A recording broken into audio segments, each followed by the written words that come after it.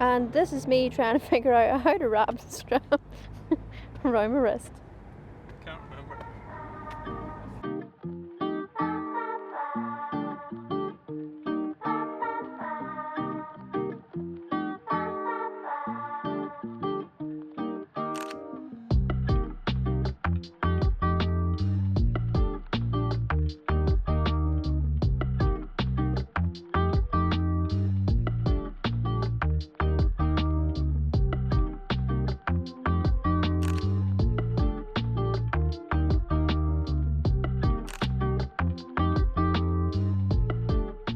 Afternoon, folks. Have you ever heard of the phrase photography is like a jigsaw puzzle? I don't think I have, so I'm going to claim it. I mean, somebody's probably mentioned it before at some point. Definitely somebody has said it before at some point, but I'm claiming it anyway. What I mean by that phrase, photography is like a jigsaw puzzle, is that when you're trying to compose a scene through your viewfinder to take a photo, essentially what you're trying to do is put everything together so it fits perfectly. You're trying to piece together the puzzle, which is the scene you're looking at and all the elements in it, however many there may be. And when it comes to focal lengths, more often than not, the wider the lens, the more elements or pieces of the puzzle there are going to be in your scene to piece together. Speaking of wider lenses, I'm actually using this 15mm f1.7 from Viltrox, which they actually kindly sent out to us. This might well be too wide for me, I'm not sure. I think I've got a few nice shots so far and I'll see what I can get. Might not get to use it too much today, but definitely look forward to using this thing a little bit more. And if it's anything like the other Viltrox lenses we've used, the build quality seems identical, it looks the same, so I'm expecting it to be quite decent. But 15mm, quite wide for me and my style. But let's see what I can get.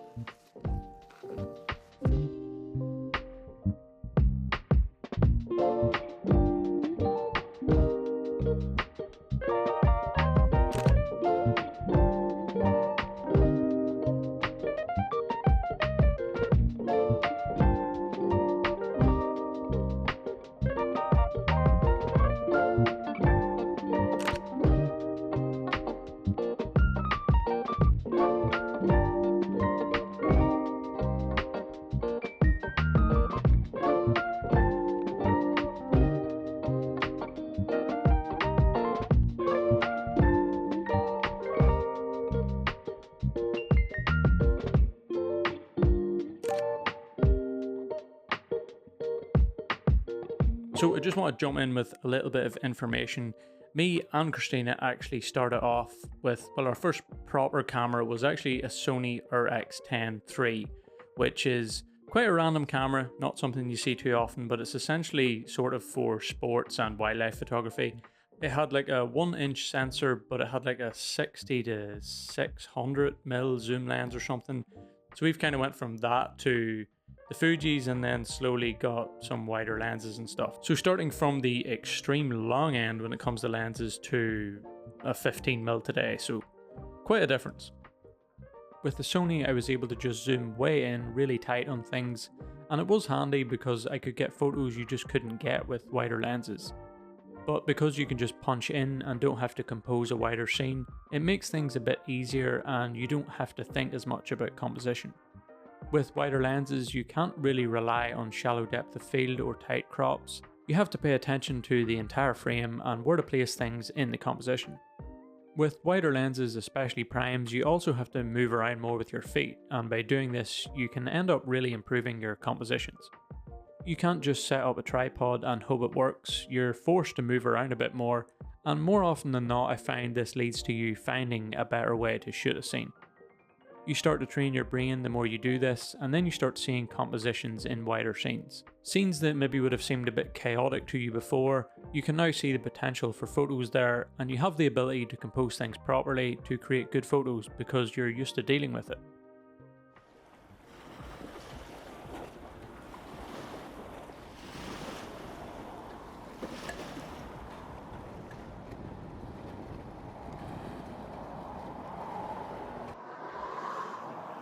We just grabbed ourselves a little coffee there. The time we were in was quite busy.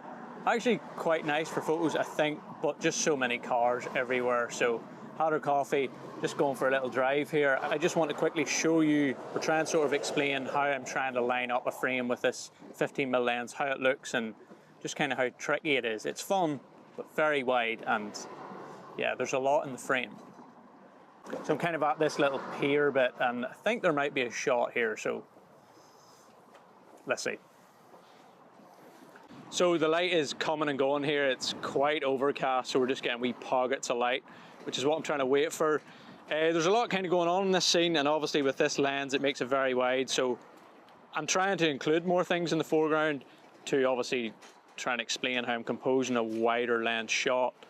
We've got this private property sort of wall and sign here in the foreground. Got the little arch that the water's going under on the left, sort of leads round all the boats. I'll show you this on camera anyway, point out the little things that I'm trying to do. There's a little tiny boat over there that I'm trying to frame between the mast of the other boat. Just piecing together all the pieces of the puzzle, essentially. I think it'll work though. Looks nice through the viewfinder, and that's always a good thing, because when I take it into Lightroom, put an edit on it, should be pretty nice, I think.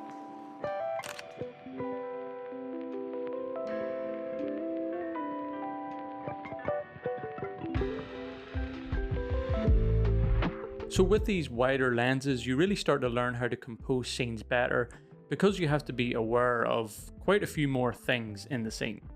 But with the wider lenses, it also kind of allows you to tell a little bit more of a story with the scene that you're shooting. So I just quickly want to share a few shots that I took and sort of explain the compositions a little bit and what I'm thinking when I'm shooting a wider scene. Now, I haven't really been using wide lenses that long. I've been using the 23mm quite a bit recently, but that's only been the past few months, and obviously the 15mm now. So some of these shots aren't necessarily wide angle lenses or anything like that, but the same things sort of apply. So when I'm framing up a scene like this one, first of all, I'm trying to move to the spot where I think everything looks pretty good. Everything's sitting sort of where I want it to be.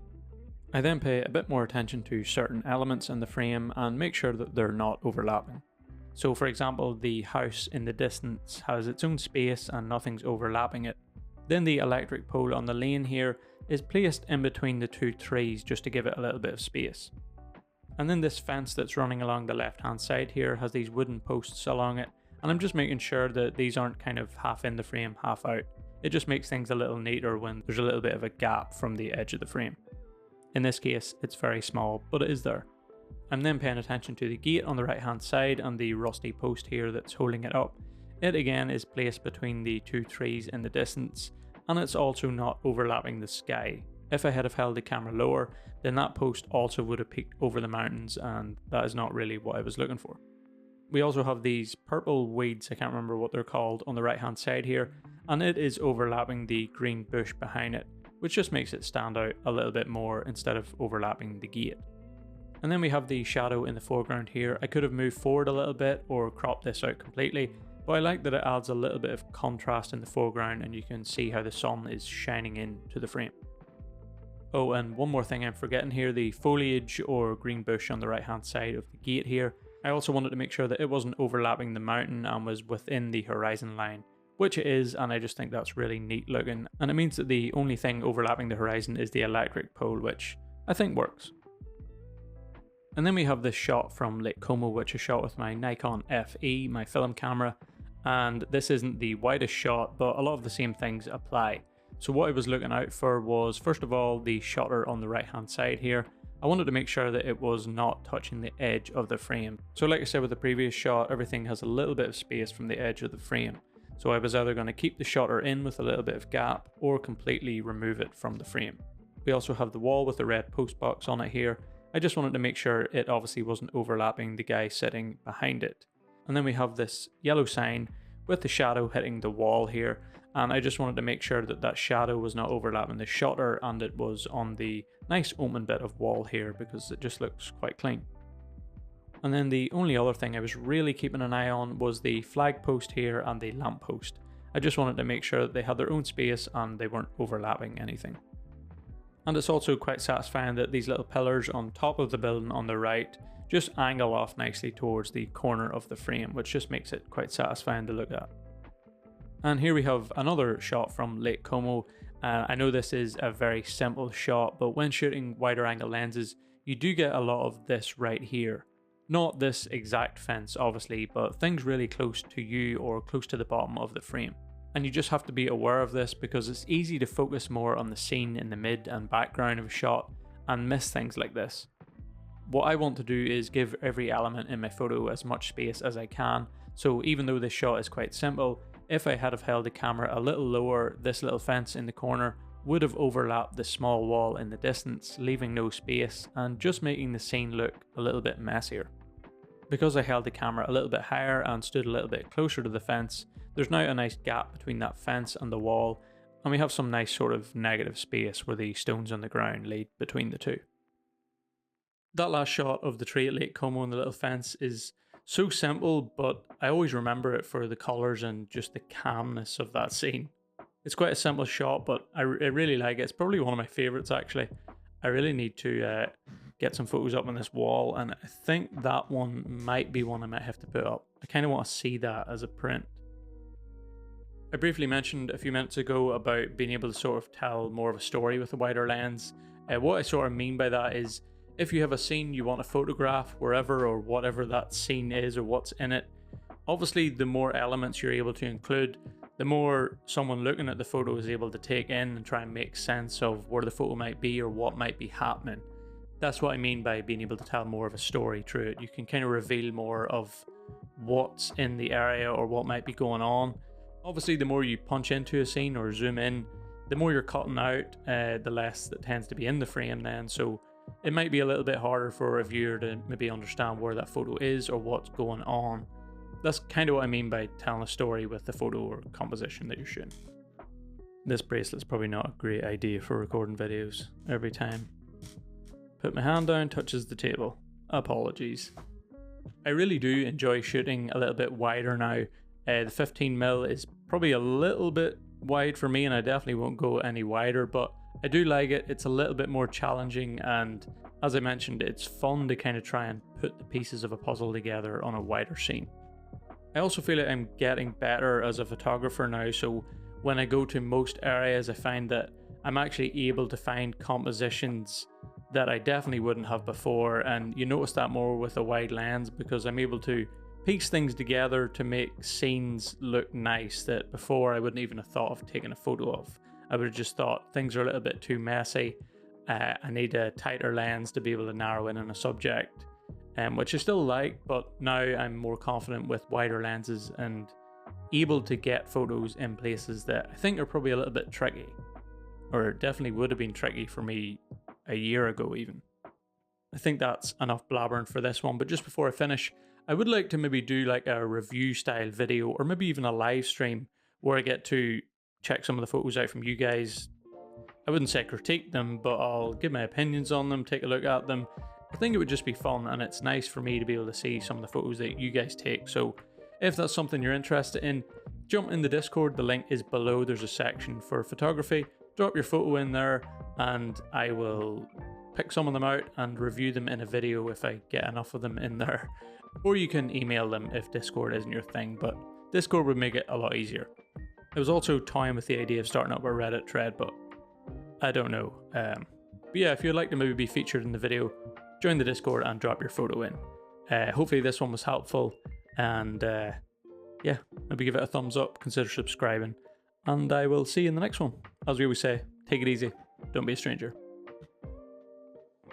Definitely a lot more blabbering probably than was needed for that one. Sometimes I feel like I do too much talking in these videos, but how else do you explain something?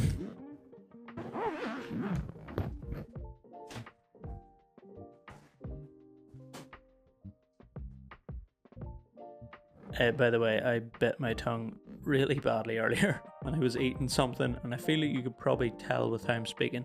Feels kind of weird, but yeah, just in case you were wondering.